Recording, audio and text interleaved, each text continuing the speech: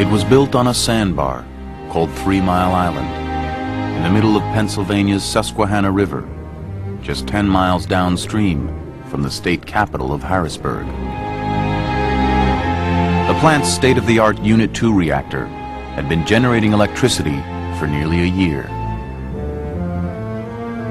3 Mile Island was something, you know, you'd go to the river and you'd say, wow, look at that power plant, look at those big steam towers.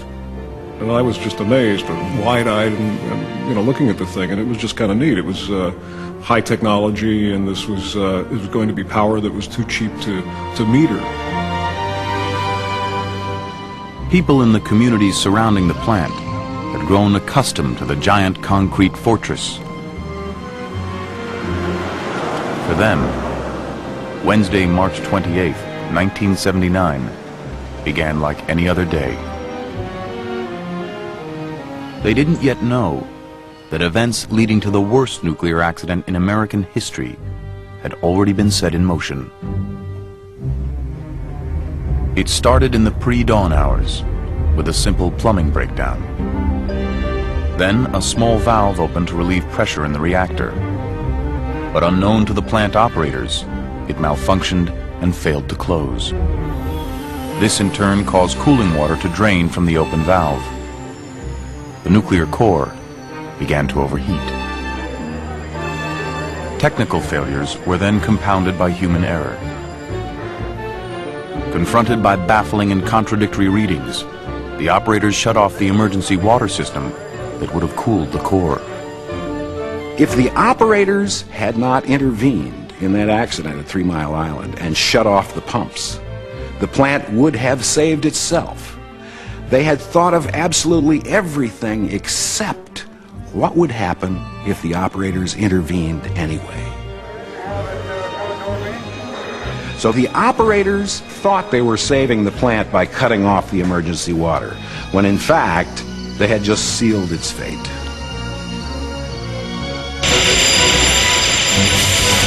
Within minutes, the control room console went wild. Hundreds of lights started flashing, accompanied by piercing horns and sirens. One operator recalled that the console was lit up like a Christmas tree. There was such an avalanche of alarms that the operators couldn't really address any of those on a real-time basis. They were just catching up and trying to prioritize and handle the most important ones and do what they could. There was so much data being dumped to the computer, and the process was so slow in getting it analyzed and printed out, that when they'd go to look for data from their computer printout, it wasn't there until an hour and a half later. By early morning, the exposed part of the core was beginning to cook. Temperatures in the reactor were already reaching 4,300 degrees. At 5,200 degrees, meltdown. A scenario called the China Syndrome. The core could have turned into a molten white-hot mass. It could have gone through the concrete base of the plant and into groundwater, which is immediately below the foundation of the plant. Could have fractured the earth instantly in all directions, and geysers of radioactive steam would have spouted into the air through the parking lots. And a cloud of death would have wafted north over the city of Harrisburg.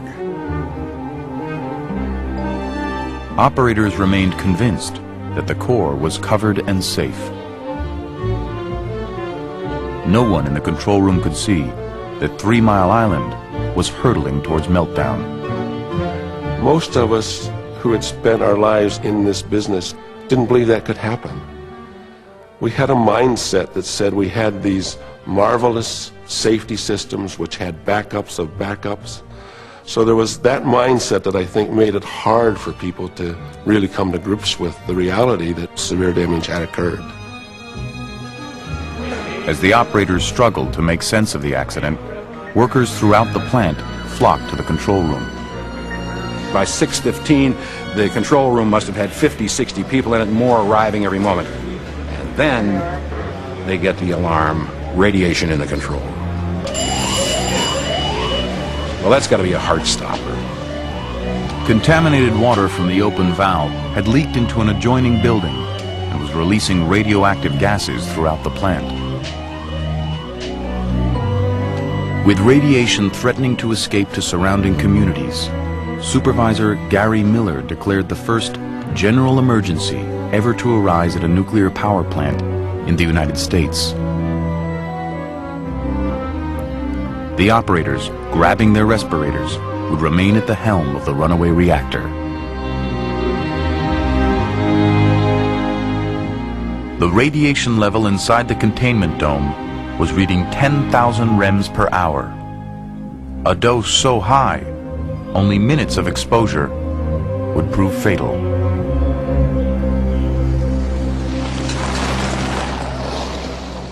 For 4 hours, 3 Mile Island had smoldered in silence. Shortly after 8 a.m., a local radio station began picking up the first hints of trouble.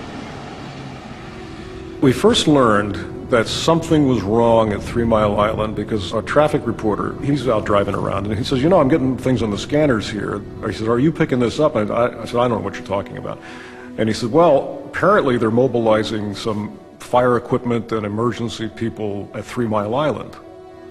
And he said, oh, by the way, there's no steam coming out of the cooling towers. So now I'm thinking, something's really weird going on there. I called 3 Mile Island, and the receptionist had been so harried that morning that she didn't listen to me. She just put me through to the control room. Now I hear all this commotion behind me, in the background. There's a guy on the line. I tell him who I am, and I ask him, is there fire equipment there? And he says, I can't talk now, we've got a problem. And boy, didn't they ever have a problem.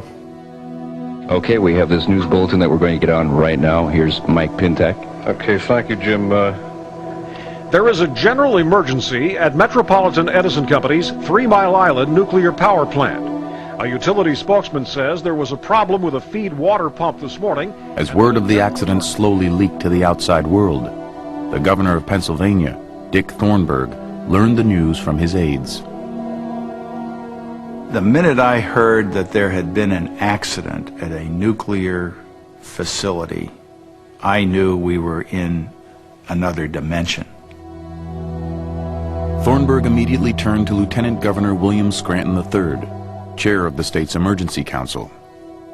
There had never been anything like this. It wasn't something you could see or feel or taste or touch. We were talking about radiation, but which generated an enormous amount of fear. 3 Mile Island's parent company, Metropolitan Edison, or MET-Ed, told Scranton that no radiation had been detected off plant grounds. The Metropolitan Edison Company has informed us that there has been an incident at 3 Mile Island, Unit Number 2. Everything is under control. There is and was no danger to public health and safety. In his first statement to the press, the Lieutenant Governor confidently reiterated MET-Ed's assurances. He would soon learn that his confidence had been misplaced. What I had said in the morning was there has been no significant off-site release, only to find out moments later that, in fact, there had been an off-site release. And the indignation that welled up within me was memorable. I still haven't gotten over that.